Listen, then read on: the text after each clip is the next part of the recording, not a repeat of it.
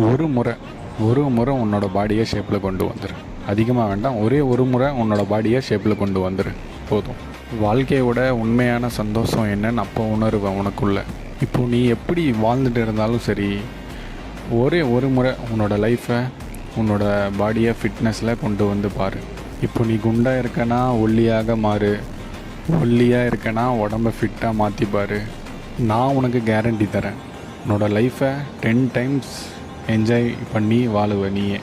அடுத்த 6 மாதம் டெடிக்கேட்டாக work out பண்ணு, உடம்பை ஃபிட்னஸுக்குள்ளே கொண்டு வா.